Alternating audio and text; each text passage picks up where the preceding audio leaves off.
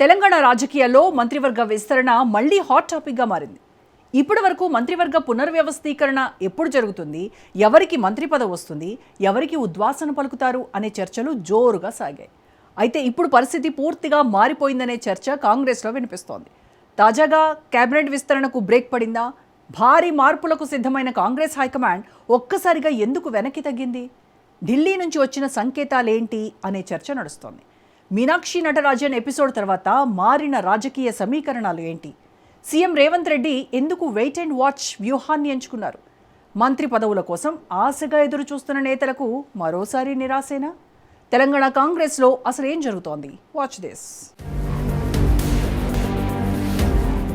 తెలంగాణ కాంగ్రెస్లో ప్రస్తుతం బయటకు కనిపిస్తోంది ఒకటి, లోపల జరుగుతోంది మరొకటి.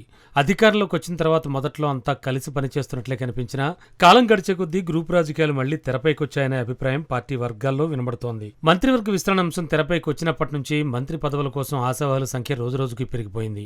ప్రతి జిల్లాలోనూ ఒకరిద్దరు కాదు, పలువురు నేతలు మంత్రి పదవులపై ఆశలు పెట్టుకుంటున్నారు. దీంతో ఎవరికి అవకాశం ఇచ్చినా మరో వర్గం అసంతృప్తి వ్యక్తం చేసే పరిస్థితి ఏర్పడిందని చెబుతున్నారు. అయితే ఢిల్లీలో జరిగిన తాజా సమీక్షల తర్వాత పరిస్థితి మారిపోయింది.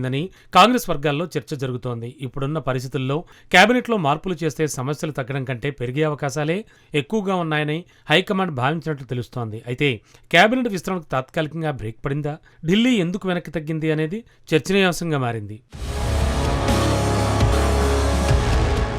తెలంగాణ రాజకీయాల్లో గత కొన్ని నెలలుగా హాట్ టాపిక్గా మారిన మంత్రివర్గ విస్తరణ పునర్వ్యవస్థీకరణ అంశంపై ప్రస్తుతం అనిశ్చితి నెలకొంది. ఢిల్లీలో కాంగ్రెస్ అగ్రనాయకత్వం పలుమార్లు సమీక్షలు నిర్వహించినప్పటికీ రాష్ట్రంలో కొనసాగుతోన్న అంతర్గత వర్గపోరు, రాజకీయ సమీకరణాలు కేబినెట్ విస్తరణకు అడ్డంకిగా మారినట్లు పార్టీ వర్గాల్లో చర్చ సాగుతోంది.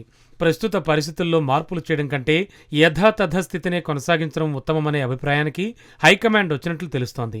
తెలంగాణ కాంగ్రెస్లో పైకంతా సవ్యంగానే కనిపిస్తున్నప్పటికీ లోపల మాత్రం వర్గపోరు తీవ్రస్థాయిలో కొనసాగుతోందని రాజకీయ వర్గాలు విశ్లేషిస్తున్నాయి. ముఖ్యంగా రాజ్యసభ ఎన్నికల సమయంలో చోటు చేసుకున్న పరిణామాలు పార్టీ అంతర్గత పరిస్థితిని బహిర్గతం చేశాయనే అభిప్రాయం వ్యక్తమవుతోంది.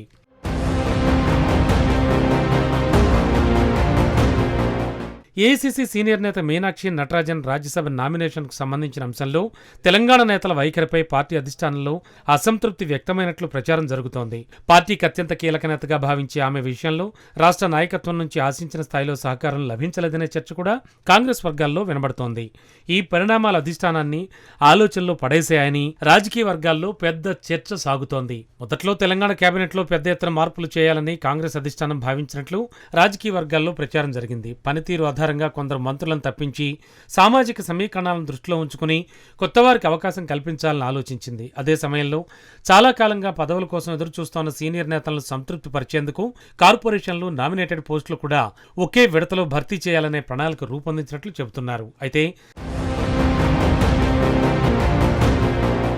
తాజా రాజకీయ పరిణామాల నేపథ్యంలో ఈ ప్రణాళికను ప్రస్తుతానికి పక్కన పెట్టినట్లు తెలుస్తోంది. ప్రస్తుతం కాంగ్రెస్లో నెలకొన్న పరిస్థితుల్లో కేబినెట్లో మార్పులు చేస్తే అసంతృప్తి మరింత పెరిగే అవకాశం ఉందని హైకమాండ్ అంచనా వేస్తోందని సమాచారం. ఒకరికి అవకాశం ఇస్తే మరో వర్గం తీవ్ర అసంతృప్తి వ్యక్తం చేసే పరిస్థితి ఉండడంతో ప్రభుత్వంతో పాటు పార్టీపై ప్రతికూల ప్రభావం పడే ప్రమాదం ఉందని భావిస్తున్నట్లుగా రాజకీయ విశ్లేషకులు చెబుతున్నారు. అందుకే ప్రస్తుతం ఎలాంటి సాహసోపేత నిర్ణయాలకు వెళ్లకుండా పరిస్థితి గమనిస్తూ ముందుకు సాగాలనే వ్యూహాన్ని కాంగ్రెస్ అనుసరిస్తోందని అంటున్నారు. ముఖ్యమంత్రి రేవంత్ రెడ్డి ఒకవైపు ప్రభుత్వ పరిపాలనను సమర్థంగా ముందుకు తీసుకెళ్లాల్సిన బాధ్యతను నిర్వహిస్తూనే మరోవైపు పార్టీలోని అంతర్గత విభేదాలను కూడా సమన్వయం చేయాల్సిన పరిస్థితిని ఎదుర్కొంటున్నారు. ఒకవేళ కేబినెట్ విస్తరణ చేపడితే మంత్రి పదవుల కోసం ఆశావాహుల జాబితా చాలా పెద్దదిగా ఉంది. ఉమ్మడి ఖమ్మం, కరీంనగర్, నిజామాబాద్, హైదరాబాద్తో పాటు ఇతర జిల్లాలకు చెందిన పలువురు సీనియర్ నేతలు, ఇటీవల పార్టీలో చేరిన నేతలు కూడా మంత్రి పదవులపై ఆశలు పెట్టుకున్నారు. ఈ పరిస్థితుల్లో ఎవరికి అవకాశం ఇచ్చినా మరో వర్గం అసంతృప్తి చెందే అవకాశాలు ఎక్కువగా ఉండడంతో ప్రస్తుతం నిర్ణయాన్ని వాయిదా వేయడమే రాజకీయంగా సరైన మార్గమని సీఎం భావిస్తున్నట్లు తెలుస్తోంది. కాంగ్రెస్ వర్గాలు, రాజకీయ విశ్లేషకుల అభిప్రాయం ప్రకారం ప్రస్తుతం తెలంగాణలో భారీ స్థాయిలో మంత్రివర్గ పునర్వ్యవస్థీకరణ జరిగే అవకాశాలు కనిపించడం లేదు. ఒకవేళ ఖాళీగా ఉన్న మంత్రి పదవులను భర్తీ చేయాల్సిన అవసరం వచ్చినా అది కేవలం పరిమిత స్థాయిలో మాత్రమే జరిగే అవకాశం ఉందని చెబుతున్నారు. ఇప్పటికే పనిచేస్తున్న మంత్రులను తొలగించడం లేదా శాఖల మార్పులు చేయడం వంటి నిర్ణయాలను హైకమాండ్ ప్రస్తుతానికి పరిశీలించే అవకాశం తక్కువగా ఉందనేటువంటి అభిప్రాయం వ్యక్తమవుతోంది. పార్టీలో నెలకొన్న విభేదాలను ముందుగా చల్లార్చడంపై కాంగ్రెస్ అధిష్టానం దృష్టి సారించినట్లు తెలుస్తోంది. రాబోయే రాజకీయ పరిణామాలు, స్థానిక సంస్థల ఎన్నికలు, పార్టీ అంతర్గత సమీకరణాలు పూర్తయిన తర్వాతే కేబినెట్ విస్తరణపై మరోసారి నిర్ణయం తీసుకునే అవకాశం ఉందని రాజకీయ వర్గాలు భావిస్తున్నాయి. అప్పటి వరకు పార్టీలో క్రమశిక్షణను కొనసాగిస్తూ అసంతృప్తి నేతలను సమన్వయం చేసే దిశగా ప్రత్యేక వ్యూహాన్ని అమలు చేసే అవకాశం ఉందని చర్చ కొనసాగుతోంది. మొత్తంగా చూస్తే తెలంగాణ కాంగ్రెస్లో మంత్రివర్గ విస్తరణపై కొనసాగుతున్న ఊహాగానాలకు ప్రస్తుతానికి బ్రేక్ పడినట్లే కనిపిస్తోంది. అంతర్గత వర్గపోరు పూర్తిగా చల్లరే వరకు, రాజకీయ పరిస్థితులు అనుకూలంగా మారే వరకు కేబినెట్ విస్తరణ అంశాన్ని వాయిదా వేయడమే కాంగ్రెస్ అధిష్టానం, సీఎం రేవంత్ రెడ్డి అనుసరించే వ్యూహంగా రాజకీయ విశ్లేషకులు అంచనా వేస్తున్నారు. ప్రస్తుతం పార్టీలో కనిపిస్తున్న అసంతృప్తి, వర్గపోరు భవిష్యత్తులో మరింత తీవ్రమయ్యే అవకాశం ఉందని అంచనా వేస్తున్నట్లు రాజకీయ విశ్లేషకులు చెబుతున్నారు. మొత్తంగా చూస్తే తెలంగాణ కాంగ్రెస్ లో మంత్రివర్గ విస్తరణకి ఇప్పట్లో గ్రీన్ సిగ్నల్ వచ్చే పరిస్థితులు కనిపించడం లేదు. వర్గపోరు చల్లారే వరకు, అసమ్మతి స్వరాలు తగ్గే వరకు హైకమాండ్ కూడా రిస్క్ తీసుకునే మూడ్లో లేదనే సంకేతాలు స్పష్టంగా కనబడుతున్నాయి. కేబినెట్ విస్తరణపై నెలకొన్న ఉత్కంఠకు ప్రస్తుతానికి బ్రేక్ పడినట్టేనా, లేక రాజకీయ సమీకరణాలు మారితే ఒక్కసారిగా సీన్ మారిపోతుందా అన్నది ఇప్పుడు తెలంగాణ రాజకీయాల్లో అత్యంత ఆసక్తికరంగా మారింది. మరి ఢిల్లీ చివరికి ఎలాంటి నిర్ణయం తీసుకుంటుంది? ఆశావహుల ఆశలు ఎప్పుడు నెరవేరుతాయి అన్నది రానున్న రోజుల్లో తేలనుంది.